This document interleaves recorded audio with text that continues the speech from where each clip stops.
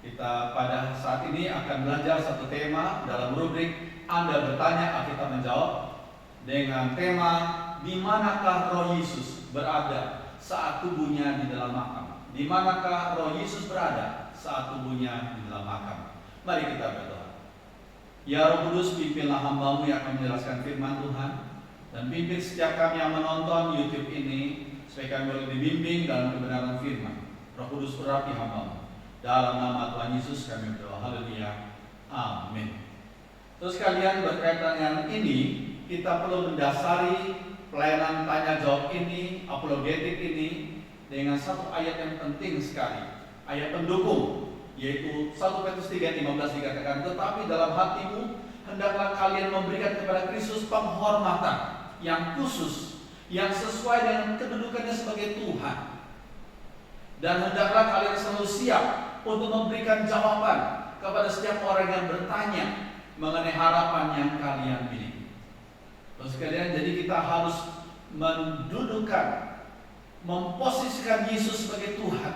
Ya, memang beliau adalah Tuhan kita. Kita akui beliau adalah Tuhan kita. Kita tunduk kepada segala pimpinan Dia dan otoritasnya Dia. Dan kita bersiap diri untuk memberikan jawaban kepada setiap orang tentang pengharapan yang kita miliki, yang kita diberikan oleh Tuhan. Terus kalian, berkaitan dengan kematian Tuhan Yesus, ada beberapa pertanyaan yang perlu kita pahami lebih dahulu. Yang pertama, saudara sekalian, ada hal-hal yang kita perlu mengerti berkaitan dengan yang pertama adalah apakah Yesus mati di atas salib? Apakah Yesus mati di atas salib? Sebab ada sebagian orang berkata kematiannya itu digantikan dengan seseorang lain yang diserupakan dengan dia. Ada cukup banyak orang mempunyai pandangan seperti itu. Walaupun tidak ada bukti yang jelas, tapi mereka berkata ada seorang lain yang diserupakan dengan dia, padahal Yesus tidak mati. Terus sekalian, kita perlu menjawab hal ini. Kematiannya sudah dinubuatkan sejak Taman Eden. Setelah Adam dan Hawa jatuh dalam dosa, Allah sudah menubuatkan kematian Yesus di atas salib itu. Kita akan melihat dalam Kejadian 3:15, Aku akan mengadakan permusuhan antara engkau dan perempuan ini, antara keturunanmu dan keturunannya. Keturunannya dalam bahasa Inggris dikatakan one of hers. One of hers berarti hanya satu. One of hers, dari keturunan perempuan akan menemukan kepalamu, yaitu kepala ular, dan engkau, yaitu ular itu, akan menemukan tumitnya. Katanya di sini dalam bahasa Inggris adalah him, berarti satu orang saja, bukan orang banyak.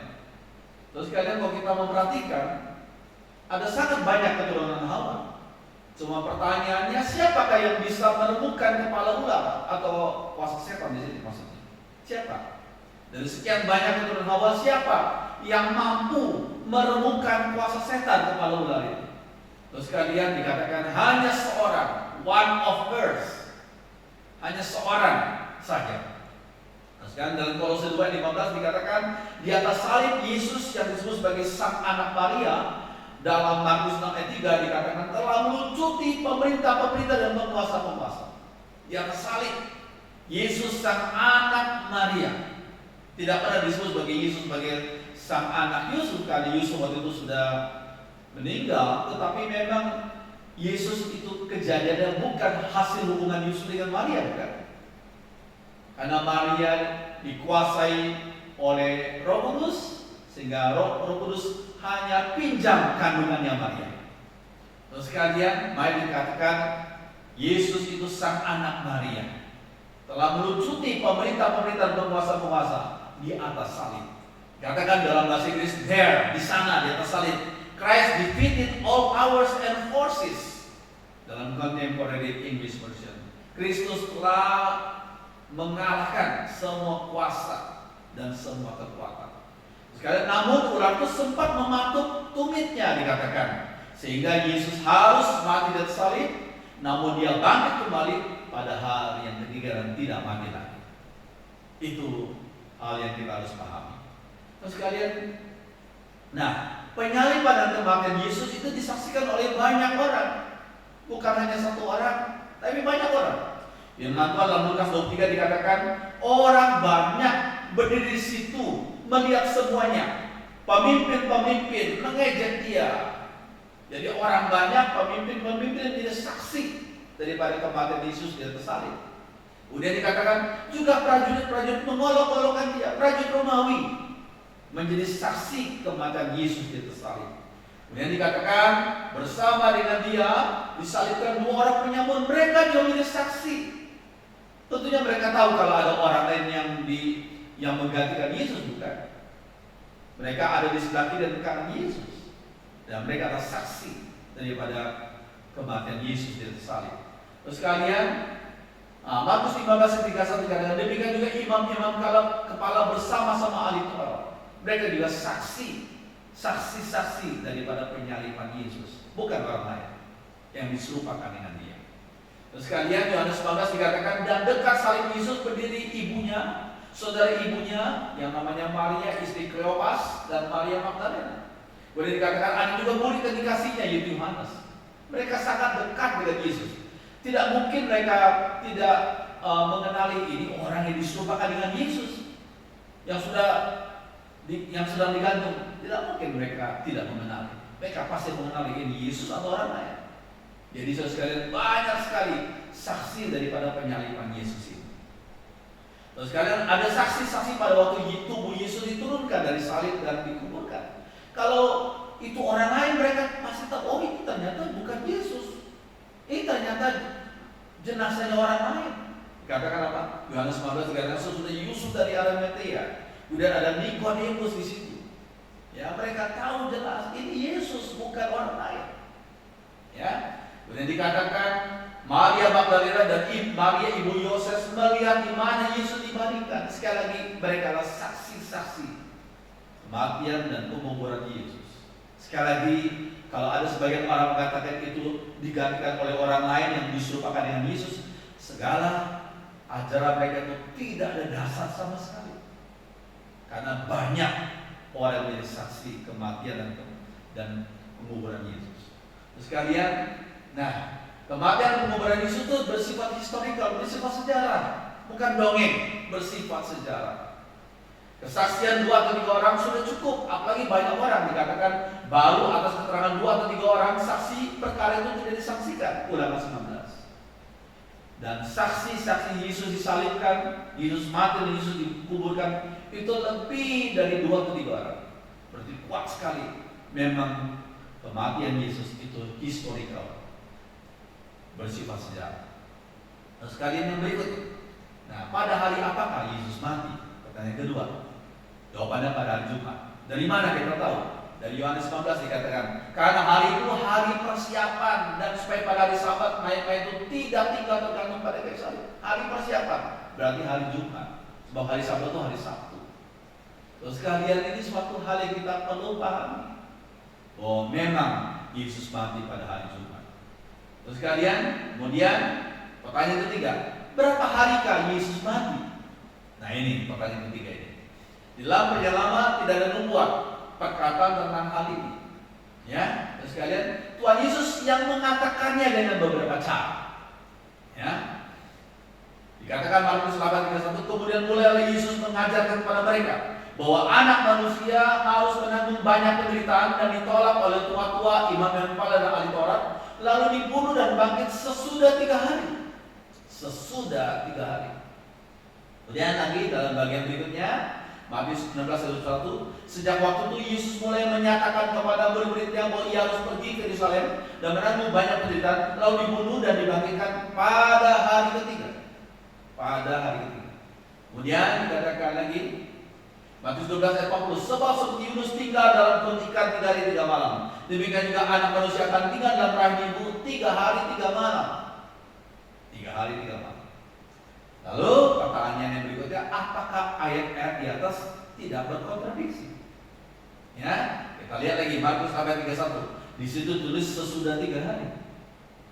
Sesudah 3 hari. Kemudian Markus 16:21, pada hari yang ketiga. Nah, ini kok rada beda ya. Tadi sesudah 3 hari, yang ini pada hari ketiga. Dan Matius 12 ayat 30, 3 hari 3 malam. Pertanyaannya, apakah ungkapan-ungkapan itu tidak berkontradiksi satu sama lain? Nah, sekalian bagaimana menjawabnya? Kita harus memahaminya dari sudut pandang penggunaan bahasa oleh masyarakat Yahudi yang hidup pada abad pertama Masehi. Nah, ada seorang bernama Josephus. Josephus itu seorang ahli sejarah Yahudi yang hidup pada abad pertama dalam bahasa Yunani, menuliskan bukunya dengan gaya bahasa seperti yang digunakan oleh para penulis penyanyi baru. Dan apa yang kita ketahui dari Josephus ini? Nah, dalam bukunya, buku yang terkenal, The Antiquities of the Jews, buku yang tebalnya seperti ini dengan tulisan bahasa Inggris yang kecil-kecil. Kami ada itu bukunya, The Antiquities of the Jews. Josephus menggunakan ungkapan after 3 days, setelah 3 hari, dan on the third day, pada hari ketiga, secara bergantian. After 3 days and on the third day, pada hari ketiga, secara bergantian. Dan itu memang gaya bahasa yang digunakan oleh masyarakat Yahudi pada waktu itu, pada abad pertama. Jadi sekali lagi sekalian, penjelasan ini memberikan kita bimbingan. Oh, ternyata memang itu gaya bahasa pada waktu itu. Kita perlu paham, ya. Nah, sekalian, pertanyaan berikutnya, apakah tubuh Yesus benar-benar berada dalam kubur selama 3 hari? Itu 72 jam. Itu pertanyaannya. Terus sekalian, zaman sekarang orang menghitung dimulainya hari yang baru sejak tengah malam, yaitu setelah pukul 12 malam. Ya, hari baru dimulai setelah tengah malam, setelah pukul 12 malam. Ya. Orang Yahudi menghitungnya berbeda. Satu hari berakhir dan hari yang baru dimulai pada pukul 18, pukul 6 sore. Ya. Berarti sekalian, hari dihitung dari petang. Itulah cara orang Yahudi. Hari dihitung dari petang. Kalau kita menghitung hari dari pagi, kalau mereka tidak, dari petang. Kita lihat contohnya dalam Kejadian 1 ayat 5, ayat 13, 19 dan selanjutnya dikatakan setelah Allah menjadikan ciptaannya hari pertama, hari kedua dan selanjutnya dikatakan jadilah petang dan jadilah pagi. Dimulai dengan petang dulu baru pagi. Kalau kita lain pagi dulu baru kemudian petang. Kalau mereka tidak, petang dulu baru pagi. Petang dulu baru pagi. Jadi hari dimulai dihitung dari petang. Sekalian, kemudian berikutnya, Yesus mati disalib pada pukul 15. Kita baca Matius 27 dan selanjutnya itu. Jadi perhitungannya begini, Jumat pukul 15 sampai 18 itu dihitung 1 hari. Kemudian Sabtu pukul 18.01 sampai 18 selanjutnya itu hari kedua. Dan Minggu pukul 18.01 sampai jam 3 pagi sekitar gitu Yesus bangkit ya, pada subuh ya, jam 3 pagi sekitar gitu. Itu hari ketiga. Maka dari itu kita bisa mengetahui 3 hari dalam perhitungan gaya orang Yahudi. Jangan dihitung dari gaya kita, tapi dari gaya perhitungan orang Yahudi. Metode perhitungan orang Yahudi pada waktu itu. Nah, yang berikutnya, mengapa Yesus harus mati selama 3 hari? Tanya. Kenapa enggak 2 hari? Ya apa enggak 1 hari saja? Karena menurut hukum Yahudi, seorang baru secara resmi dianggap mati setelah 3 hari. Kalau Yesus 2 hari mati kemudian dia bangkit, orang Yahudi berkata, itu belum mati. Tapi seorang baru resmi disebut mati kalau dia 3 hari. Jadi Yesus harus mati 3 hari kemudian dia bangkit dan tidak mati lagi. Yang berikutnya, saudara sekalian, di manakah roh Yesus berada saat tubuhnya dalam makam? Itu pertanyaan yang terakhir. Yesus rohnya di mana pada saat tubuhnya dalam makam? Ada sebagian orang dan mungkin cukup banyak orang Kristen berkata itu dari Jumat sore setelah Yesus menyerahkan nyawanya sampai kebangkitannya, Yesus tuh kerjanya turun ke alam maut, rohnya. Ya. Terus sekarang saya pun juga waktu lalu mempunyai pemahaman seperti itu.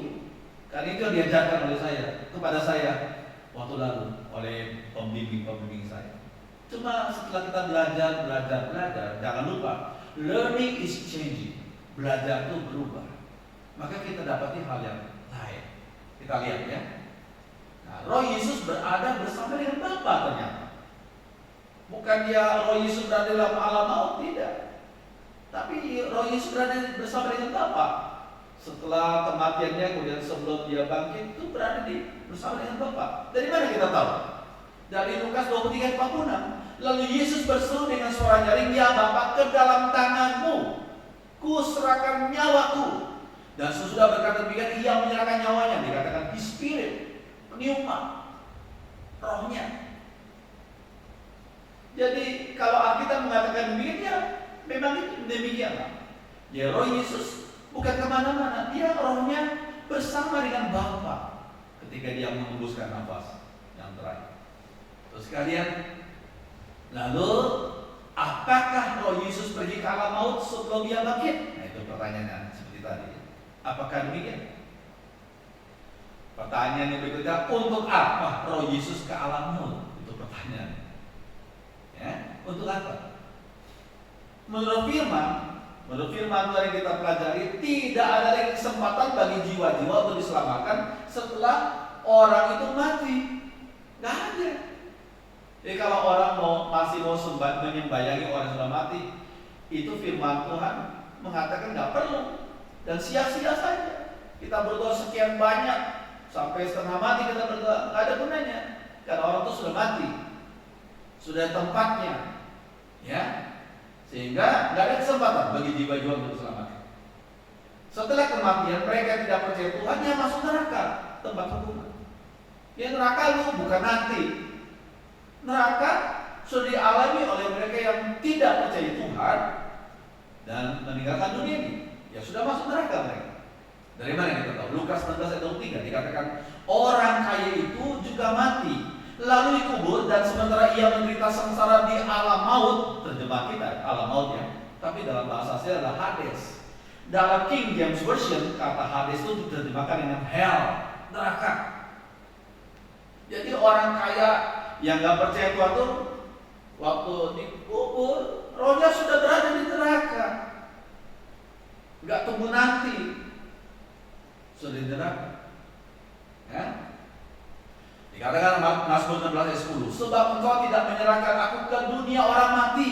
Bahasa Ibrani disebut Sheol. Dalam King James Version kata Sheol ini diterjemahkan dengan hell juga, neraka. Tadi Hades itu bahasa Yunaninya dalam Perjanjian Baru ya. Tapi dalam Perjanjian Lama, Mazmur 16 ini bicara soal Sheol yang diterjemahkan dalam Alkitab saudara disebut dunia orang mati. Tapi King James berkata itu hell, neraka. Makanya dikata orang-orang kudusmu tidak akan kau biarkan masuk Sheol, karena orang kudus tidak akan masuk neraka. Orang yang percaya Tuhan tidak akan masuk neraka. Yang berikutnya, tidak ada ayat dalam Alkitab menyatakan Yesus pergi ke alam maut atau neraka. Nah itu, setelah coba tunjukkan kepada saya, mana ada ayat yang menyatakan Yesus pergi ke alam maut atau neraka.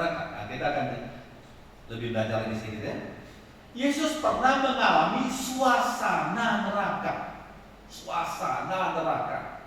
Walau hanya sesaat pada waktu ia disalibkan. Suasana neraka. Dari mana saya bisa tahu hal itu? Kita perlu pahami itu ya. Neraka adalah tempat di mana hubungan seseorang dengan Allah terputus sama sekali. Jadi nggak ada kasih Allah. Karena hubungan manusia yang masuk ke situ terputus kan? Terputus sama sekali. Itulah neraka. Tidak ada hubungan antara seseorang dengan Allah sang pencipta, karena hubungan terputus sama sekali. Itu neraka. Terus kalian, Matius 27:46, ketika Yesus masih disalib dikatakan, kira-kira jam 3 berserulah Yesus dengan suara nyaring, Eli Eli lama sabachthani, artinya Allahku, Allahku, mengapa engkau meninggalkan aku? Ini yang saya sebut dengan Yesus pada waktu disalib. Pada waktu dia menanggung dosa umatnya, dia sudah mengalami suasana neraka. Sehingga dia ekspresikan dengan perkataan, Allahku, Allahku, mengapa engkau meninggalkan aku? Gak ada hubungan lagi, putus hubungannya. Sekalian, dalam ayat ini kita bisa menyaksikan akibat yang sangat serius dari dosa. Kenapa saya katakan akibat yang sangat serius? Jangan kita main-main dengan dosa, dengan neraka, dengan dosa juga. Kita ketawa-ketawa dan dosa itu sangat serius. Kenapa? Karena dosa umat Tuhan yang sedang ditanggung Yesus itu pernah memisahkan hubungan sang anak dengan Bapa yang begitu eksklusif. Ketika sang anak menanggung dosa umatnya, hubungannya dengan Bapa yang sangat eksklusif untuk sementara terputus hubungan itu. Jangan lupa Yohanes 10:30, aku dan Bapa adalah satu. Itu kata Yesus. Tapi kesatuan Yesus yang eksklusif itu pernah satu kali dipisahkan ketika sang anak menanggung dosa umatnya. Jadi itu akibat serius dari dosa manusia. Terus kalian, ketika Yesus sedang menanggung dosa umatnya saat terpisah dari Allah, Yesus mengalami suasana neraka, itu terpisah dari Allah. Suasana neraka. Namun ia menang. Pada ucapan ketujuh, Yesus kembali memanggil Allah sebagai Bapa lagi. Apa yang dikatakan? Ya Bapa, ke dalam tanganmu kuserahkan nyawaku. Ke dalam tanganmu kuserahkan. Ya Bapa.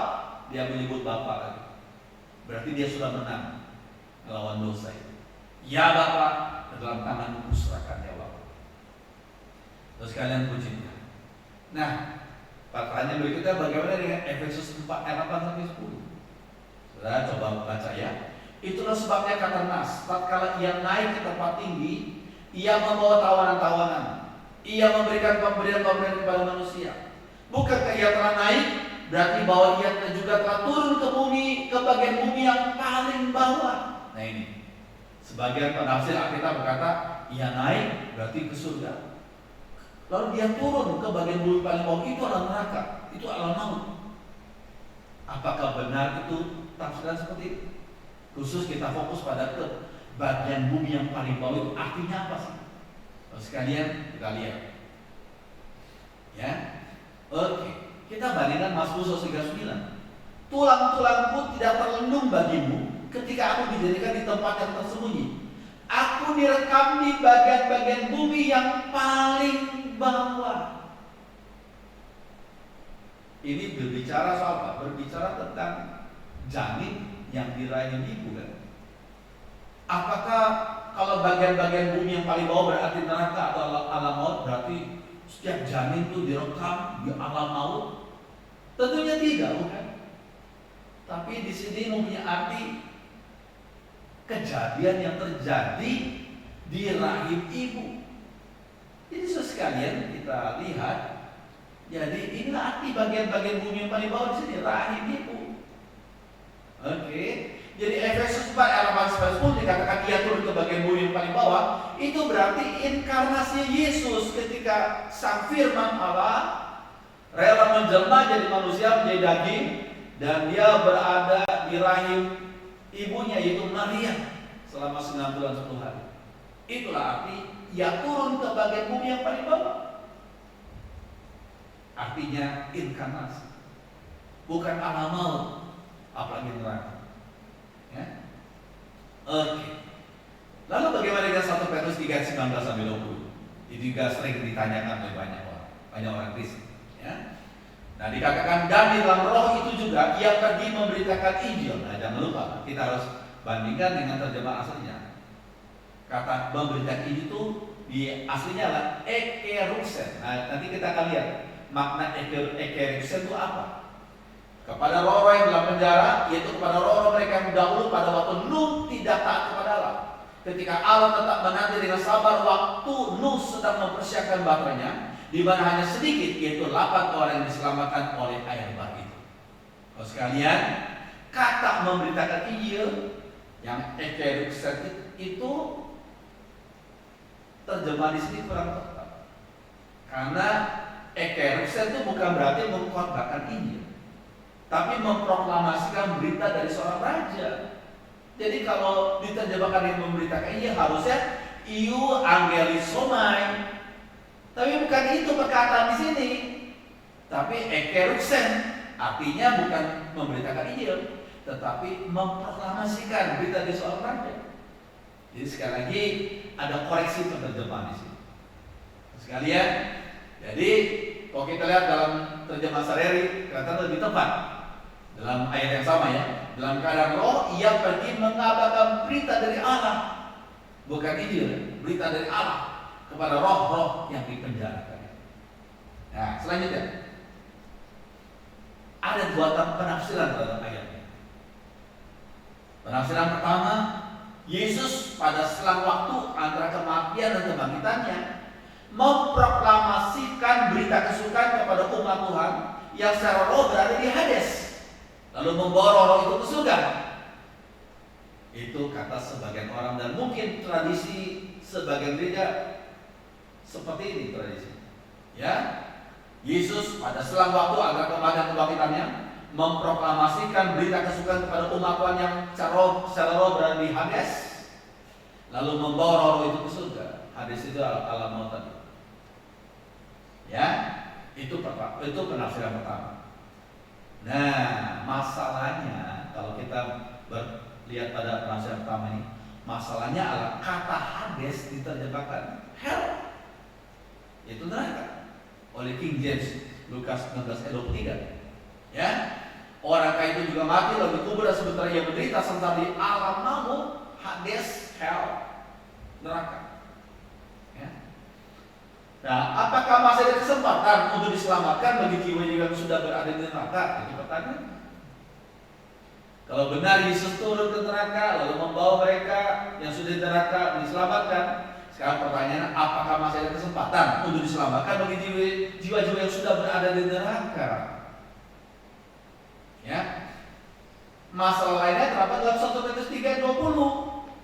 Kita perlu membedah ini. Yaitu dikatakan, yaitu roh orang-orang yang tidak taat kepada Allah pada zaman Nuh, dikatakan. Pada zaman Nuh. Maka Yesus turun ke Hades hanya untuk memberitakan ini kepada roh-roh yang hidup pada zaman Nuh. Bagaimana dengan jiwa-jiwa manusia yang pernah hidup pada zaman lainnya? Bukankah jauh lebih banyak? Kenapa Yesus hanya turun kepada roh-roh yang pernah hidup pada zaman Nuh? Itu pertanyaan berikut. Sekalian, lalu pertanyaan lagi, apakah ada PI bagi orang yang sudah meninggal? Padahal mereka sudah masuk neraka. Apakah masih ada PI bagi mereka? Apakah para arwah yang sudah meninggal masih punya kemungkinan untuk diselamatkan? Kalau kita berpegang pada ajaran lainnya, masih didoakan mereka sudah meninggal itu. Pada Kristen tidaklah begitu, tidaklah percaya pada hal itu. Karena firman Tuhan mengatakan bagi orang yang sudah meninggal tidak ada kesempatan lagi. Ya, sekalian, maka dari itu perlu ada penafsiran lainnya yang tepat. Jadi penafsiran pertama itu kurang tepat, penafsiran lainnya harus tepat. Ya, ini kedua. Yang B, Kristus melalui Roh Kudus pernah memakai lidah Nuh untuk berseru kepada orang-orang pada zamannya untuk bertobat. Itu penafsiran kedua. Kristus melalui Roh Kudus pernah memakai lidahnya Nuh untuk berseru kepada orang-orang pada zamannya untuk bertobat. Ya, dalam 2 Petrus 2:5 dikatakan Nuh itu disebut sebagai pemberita kebenaran.